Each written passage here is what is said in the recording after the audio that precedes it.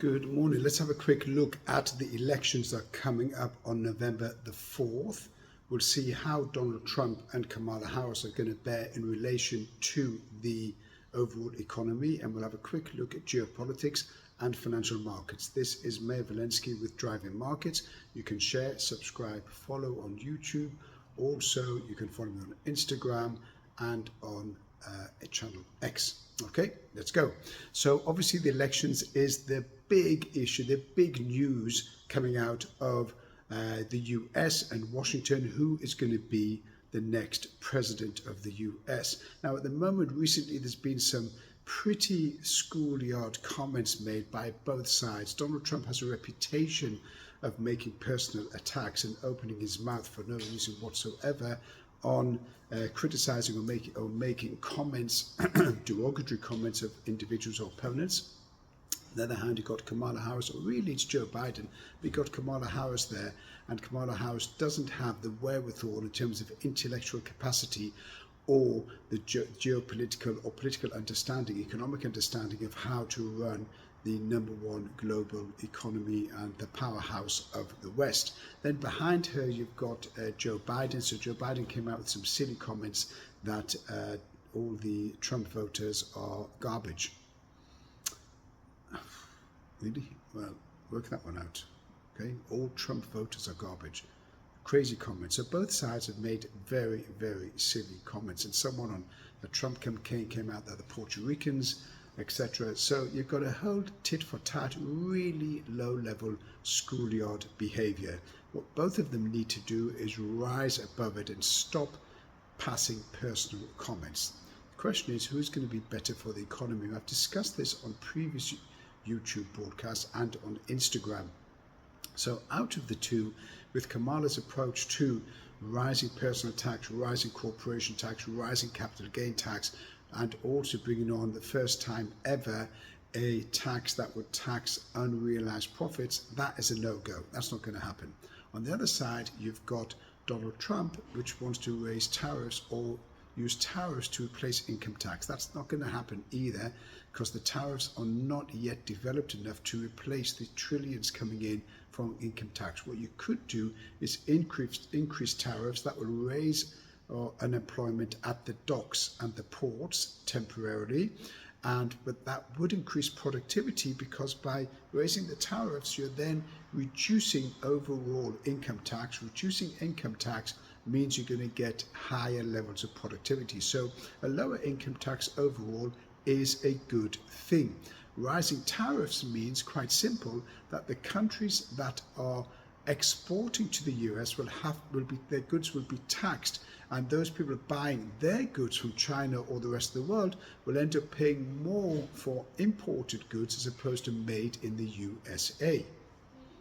What could happen is you could find that China and other countries will then relocate their factories to the US, and therefore there would not be an increase in tariffs because they are manufacturing in the US. And that could be, or likely to be, a solution if Donald Trump gets in and if he was there to increase tariffs significantly. Now, if trade tariffs were increased, you'd see stock markets fall significantly. The dollar probably would rise on the back of more money staying in the US, and you could have a significant trade war going on between the US and the West. The West would also suffer because they would not be selling their goods to the biggest consumer market globally, the United States of America, and therefore by not selling their goods, their economies would go down. What would likely happen be that the government, especially China and the West, would probably subsidize those companies that are exporting to the US if trade tariffs did come in. So there's a whole chain of events going on there as regards Donald Trump and Kamala Harris. However, my favor is in favor of Donald Trump. So I'm leaning towards him. One, because I believe more in a conservative lifestyle approach and don't believe in the progressive liberal agenda that the Democratic Party have. But also, I think economically, I think the economy in the US will do much better. I think the stock market will do much better eventually. Whichever way it's cut, coming into 2025, there is going to be a recession, and neither Kamala nor Donald can stop that recession. It depends who gets in, may slow down or speed up the exit from the recession. That could happen depending on which president is sitting in the White House or the Oval Office. But as far as stopping the recession happening, that's not going to happen. Why is that not going to happen? It's quite simple. There is rising unemployment and lower corporate earnings. Also, the middle band of businesses are suffering as well. So there's overall lower productivity, low activity across the board. So you can see that the cost of goods, high inflation, cost of housing, default rates, late payments and mortgage rates are super high, and housing costs are high, and that is going to deter or retard the growth of the economy. So we are going into a recession as such.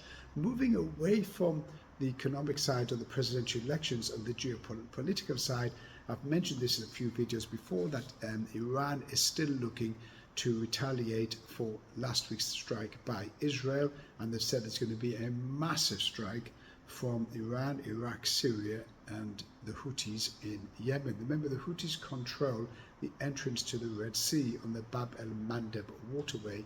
So overall, you've got a lot of proxies in support of Iran. If that was to happen, then obviously Israel will retaliate further, and probably this time they would strike the oil fields. They were supposed to strike the oil fields last time, but Biden and Harris insisted or pressed Bibi Netanyahu of the Israeli government not to attack the oil fields, because that could send inflation higher or would send oil higher, and that could jeopardize Biden, Harris, or jeopardize Kamala Harris, the Democrats, getting into the White House as a result of spiking inflation and rising oil prices and a regional conflict. However, that regional conflict is not going away. If Kamala gets into the White House, Iran will be further emboldened, and what they will do is they will escalate their attacks on Israel and Western targets, because they see Kamala as very weak. So they want Kamala in and Donald Trump out. So that's your perspective on the geopolitical front. We do discuss this on the mentorship groups and obviously all the other webinars and lessons that we give, so you can get more detail on there.